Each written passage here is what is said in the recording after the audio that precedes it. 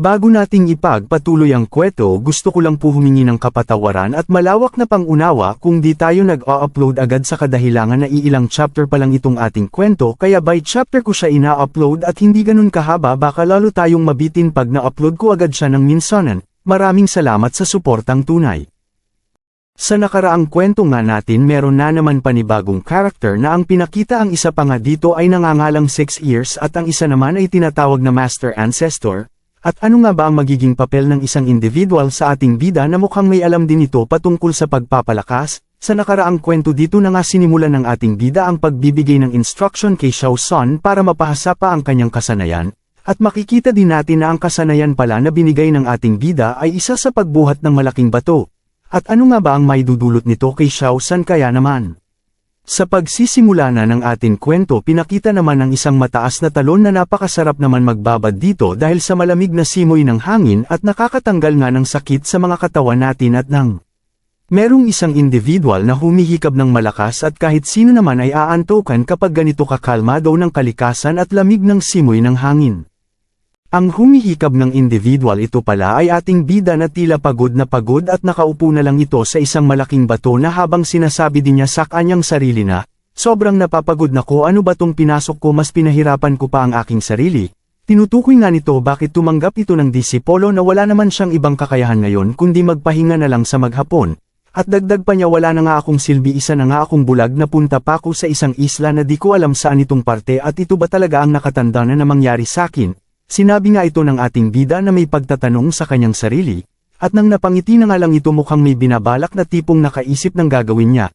At ang naiisip palang gawin nito ay magaling ako sa pag-analisa ng ilang bagay at kaya ko itong kalkulahin dahil meron akong advanced knowledge sa pananggalingan kong mundo at hahayaan ko na lang ang unggoy na gawin lahat at ako na bahala mag-compute nito, lalo na ang pagsukat kung gaano kalaki itong isla. Matutulungan talaga ako ng aking kaalaman mula sa aking dating buhay. Ika ng ating bida sa kanyang sarili na magiging parang mata niya si Xiao Sun habang nag-train ito sa isla.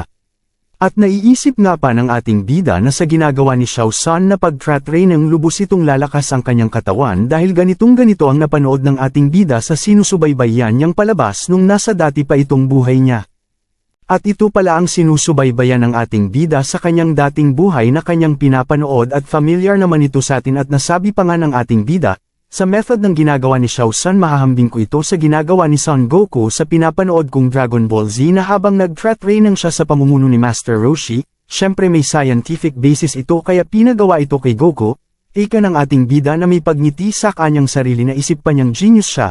Tuluyan nang binuhat ng ating bida ang kanyang sariling bangko na sinasabi pa din niya, grabe, napakalakas ko talaga, akalain nyo yun gagana dito sa mundo ang mga bagay na napapanood ko lang at walang ibang nakakaalam niyan, syempre ako lang na may nakakatakot din na expression sa kanyang pagmumukha. At tuluyan na din nga itong tumawa ng tumawa dahil sa kanyang pinagsasabi sa kanyang sarili at mga naiisip nito na marami pa daw siyang nakandang plano at di lang sa Dragon Ball Z siya kukuha ng idea, marami pa daw itong nalalaman at bigla naman may tumawag sa kanya habang nasa kasalukuyan siyang tumatawa. At di naman agad sumagot ang ating bida sa pagtawag ni Xiao Sun sa kanya, nagulat na lang siya nang di niya inaasahan may isang kalabog sa kanyang likuran at sinasabi niya, ano yun? Nagsalita naman si Xiao Sun na bumalik na po ako. At doon na lang natanto ng ating bida kung ano yung kanyang narinig sa kanyang likuran at inaalala niya nga anuta at sino. Nasasabi na lang niya na ito yung Demanor at Demanor di nga masabi sabi ng ating bida kung ano ito nang bigla na lang. Nagsalita naman ulit si Xiao Sun sa ating bida na, Panginoon, nakabalik na po ko, sobrang kakapagod ngunit alam ko bakit ko ito ginagawa, para din sa akin kapakanan, at dagdag pa nito. At ito pala, Panginoon, may nakita akong mga fresh na fruits habang sa paglalakad-lakad ko sa isla. Huwag po kayong mag-alala, pinili ko po yung mga mas mainam para po mapagsilusiluhan natin, Panginoon ko. Ika ni Xiao Sun sa ating bida. Bigla naman natuwa ang ating bida sa narinig niyang may dala itong pagkain at nasabi na nga din ito na may halong pambabala at pag-uuto. Di mo talaga ako binibigo, ito talaga ang in-expect ko sa isang magaling na disipolo ko, eka ng ating bida. At dagdag pa niya, kaya naman sa'yo ko na rin ipinagkakatiwala ang ating mga kakainin at iinumin. Sabit ng ating bida na nakahanap nga ito ng mauuto niya. At napansin nga nag-ating bida na parang humiga na nga si Xiao Sun sa sobrang pagod, kaya naman. Nasabi na nga ng ating bida na tutal anong oras na nga magaling ang ginagawa mo kaya pwede ka nang magpahinga. At gulat nga si Xiao Sun dito na sabi, anong magpapahinga? At natulog na nga ito na di na nakakain sa sobrang pagod niya. At nabanggit na nga ulit ng ating bida, sige pahinga ka na at bukas humanda ka. At sambit nga pa ng ating bida, dahil bukas may bago akong ituturo muli sa'yo. At naging nga si Xiao Sun sa pagkasabi ng ating bida na tila naluluha pa nga ito. At sumapit na nga ang umaga at napunta na nga sa tagpo na may pinapaliwanag na ang ating bida kay Xiao Sun, na sabi nga ng ating bida na ang Qi ay source ng lahat ng buhay. Qigong ay isang practice ng pinagmula ng buhay, patuloy ng sinasabi ng ating bida kay Xiao Sun. Dagdag pa nga ng ating bida sa sinasabi niya kay Xiao Sun na ang pinakamalakas na individual ay kaya niyang gawing perfecto ang Qigong at kayang-kaya niyang i-extend pa ang kasanayan na ito sa kahit ano pang bagay at kayang-kaya ngang baliktarin ang creation pati ang i-reverse ang yin, at yang patuloy na sinasabi ng ating bida kay Xiao Sun. Patuloy pang ang pinapaliwanag ng ating bida kay Xiao Sun na kahit ang mga bituin sa kalangitan ay kayang-kaya niyang pakialaman, pati ang pag-ikot ng mundo kanyang-kaya niyang pakialamanan ito. Pati pagtawag ng ulan at walang kahirap-hirap din itong kayang magpalindol na kalupaan. Banggit ng ating bida kay Xiao Sun na nakanganga na lang sa kanyang naririnig.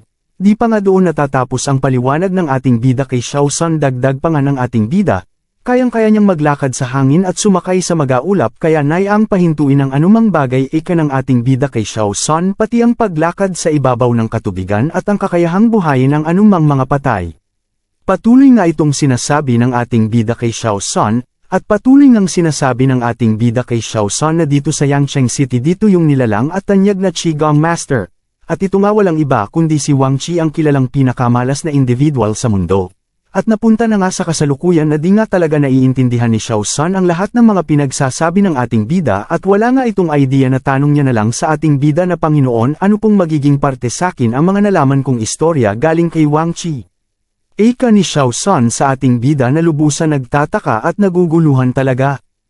At sumagot naman ang ating bida kay Xiao Sun na sabi nga niya na, "Oo Xiao Sun, di mo pa ito maiintindihan ngayon, pero itong cultivation na narinig mo base sa aking kwento ay yan din ang lesson na ituturo ko sa'yo." Dagdag pa ng ating bida, "Kaya naman hinihingi kong makinig ka ng mabuti at unawain ito, at bakit sa mga narinig mong kwento ngayon lang ay malalaman mo ano ang epekto nito." Ika ng ating bida kay Xiao Sun na nakatitig lang sa ating bida. At tuluyan na nga gamabi at natapos ang araw at makikita naman natin. Patuloy sinasabi at pinapaunawa ng ating bida kay Xiao Sun ang mga bagay na kailangan niyang gawin. At nasabi pa nga niya ulit sa mga narinig mo tungkol kay Wang Qi, din ang source ng heaven and the earth at anumang nabubuhay sa mundo ang naging kanyang kasanayan. Ika ng ating bida kay Xiao Sun na seryoso lang sa pakikinig sa mga sinasabi ng ating bida. At nilaliman na nga ng ating bida ang kanyang pagpapaliwanag sa haharapin ni Xiao Sun na pag-insayo nito. Nasabi nga ng ating bida meron tayong 9 stage na gagawin base ito sa ginawa din ni Wang Qi sa kanyang pagsesinay at ito'y naging malakas. Patuloy ngang nagpaliwanag pa nga ang ating bida sa mga stages na gagawin na pagsesinay ni Xiao Sun. Sabi nga nito, una ang gathering Qi, pangalawa ang cultivating Qi, pangatlo ang circulating Qi, ang pang-apat ang Yang Qi. Patuloy ngang sinasabi ng ating bida kay Xiao Sun at wala ngang reaksyon si Xiao Sun dito kundi nakatulala at tutok na tutok sa sinasabi ng ating bida para wala itong makaligtaan. Patuloy pa ngang sinabi ng ating bida kay Xiao Sun na ang panglimang stage ito ay violent Qi, na kayang pumuksa sa mga kalaban kahit ito pa ay malayo sa kanyang location. At wala na ngang nasabi pa si Xiao Sun sa kanyang naririnig kundi napawaw na nga lang ito at nasabi din na grabe ganito pala ang pagiging malakas, wala akong masabi talaga, sobra akong nai-impress. Ika ni Xiao Sub sa ating bida. At napapangiti na lang ang ating bida at nasabi, buti alam mo Xiao Sun kung ano na ang mangyayari. Siyempre gaya ng alam natin sa ating bida na nanggaling sa mundo na wala namang magic. Nasabi na nga ng ating bida na siyempre lahat ng mga nasabi ko ito ay galing sa web novel na aking nabasa, lamang nalubos ko din sinusubaybayan ang lakas ni Wang Qi. Ika ng ating bida sa kanyang sarili at napapapikit na nga lang ito. Dagdag pa niya, napakasimple lang kung tutuusin at napakadaling maunawaan, ngunit siyempre ginawa lang para maraming mahok at makapagbasa nun. At nasabi pa ng ating bida sa kanyang sarili, oo di ako nakakita ngayon pero may tiwala ako sa aking lesson at malinaw naman itong gag-ana. At nasabi pa niya napaka mapanganib ang mga mangyayari pero naniniwala naman ako sa pagiging inosente din ni Xiao Sun, meron pa rin itong pure na puso. At pinagpatuloy pa nga ng ating bida ang pagkwekwento tungkol kay Wang Qi kay Xiao Sun. Patuloy pa ngang sinabi ng ating bida na alam mo Xiao Sun, may ginawa si Wang Qi na pagnanakaw ng revitalizing dance sa isang lungsod at sa City Lord pa niyang nagawa ito. At bigla niyang binagay agad sa isang prinsesa na si Lan Er.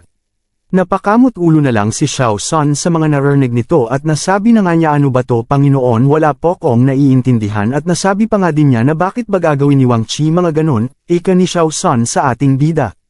At di nga lang pinansin ng ating bida ang mga sinasabi ni Xiao Sun patuloy nga itong nagsisiliti na lang, at natanong na lang ng ating bida kay Xiao Sun na may na-discover ka na ba sa mga sinasabi ko. Dahil napansin ng ating bida na may gustong sabihin pang iba si Xiao Sun. Nasabi pa nga ni Xiao Sun sa ating bida, Panginoon bakit po ganun di ba nakuha na niya ang precious dan bakit di ba kailangan pa niya na ibigay ito sa iba kung pwede naman siya ang gumamit nito. Dagdag pa nito Panginoon kapag meron ka bang ganito kaimportanteng bagay ibibigay mo din ba ito sa iba ika ni Xiao Sun sa ating bida. Di mo ito naiintindihan sige papaliwanag ko sayo ng mabuti ika ng ating bida kay Xiao Sun. Si Princess Lan kasi ay isang napakamagandang babae at si Wang Chi ay ito yung kanyang admire syempre out of love in love ito ng sobra kaya naman gagawin niya ang kahit ano kahit nakawin pa nga niya ang precious dan. At di nga maintindihan ni Xiao Sun ang mga ito kaya naman pinaliwanag ng ating bida sa kanya at ginawa si Xiao Sun na halimbawa paano Xiao Sun di ba isa kang demon monkey? Ngayon ilalagay kita sa sitwasyon na kagaya kay Wang Chi at Princess Lan makinig kang mabuti ika ng ating bida kay Xiao Sun patuloy ng pinaliwanag kay Xiao Sun ang pangyayari at makikita naman natin na may pag-iling ito ano kaya ang sinabi ng ating bida. Nabanggit pala ng ating bida na Xiao Sun bilang isang lalaking demon monkey paano magkaroon din ng sobrang gandang babaeng demon monkey na ito yung pinakamaganda sa buong mundo anong gagawin mo dito? Bibigay mo din ba ang precious dan para makuha mo siya? Tanong ng ating bida kay Xiao Sun at sumagot naman si Xiao Sun syempre dai ko bibigay yun at napakahirap hajilapan yun bibigay kun alang ng ganun dai ko gagawin yun ika ni Xiao Sun ito pala ang dahilan bakit ito napangiwan ng tingi.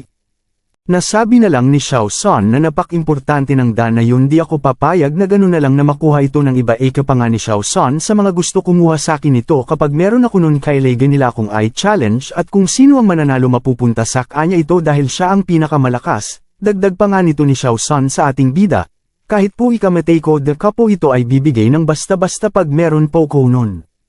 At di naman agad nakapagsalita ang ating bida sa mga naririnig nito mula kay Xiao Sun. Kaya naman napaisip nga ang ating bida ng malalim at nasabi nga itong unggoy na ta at biglang may naalala siyang isang information. Nasabi na nga ng ating bida na, itong unggoy na to para siyang isang bato na walang pakiramdam pero napakatapang at punong-puno ng determination sa kanyang sarili. Nasabi nga ng ating bida punong-puno siya ng determination at napaka-rare ang makatagpo ng ganitong nilalang. Kaya naman alam ko na aking gagawin ngayon nasabi nga ito ng ating bida sa kanyang sarili at dagdag pa niya kung ganitong case ito ang gagawin ko. Iibahin ko ang kwento. Papalitan ko ito ika ng ating bida na imbis na katulad sa nila Karen ni Wang Chi na kanyang kinikwento sa kanyang Daisy Polo ang gagawin iibahin niya ito ng bahagya. At ganun na nga ginawa ng ating bida at pinakita na nga ang tagpo nung nakuha ni Wang Chi ang precious dan nakikita naman natin na nasabi niya dami kong ginawang effort dito makuha ka lang kaya naman wala nang ibang makikinabang sayo kundi sa akin lamang. Ika nga ni Wang Chi, sa kwento ng ating bida.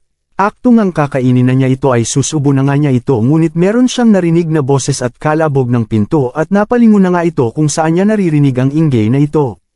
At dito na nga nabilang ng tingin si Wang Chi sa isang lalaking galit at ganun na lamang niyang sinipa ang pintuan at nasabi wala ka nang magagawa na huli nakita napakatapang ngun aman ika nang sumipa sa pintuan. At patuloy pang ang nagsalita ito hoy Wang Chi ang lakas talga ng loob mo anong pumasok sa isip mo na gawin ang mga bagay na ito ika nang nagwawalang nilalang na sumipa ng pinto. Dagdag pa niya kapal ng pagmumukha mo para nakawin ang precious dan dito sa pamamahay ng City Lord. At mapapansin naman natin ang isang babaeng kasama nito na natutuwa sa pinagsasabi at ginagawa ng lalaking sumipa ng pinto. At nagsalita na nga ang babae sa kanyang isipan na Wang Chi wala ka ng takas at magagawa pa deserve mong mamatay ngayon ito nga ang kanyang sinasambit sa kanyang isip.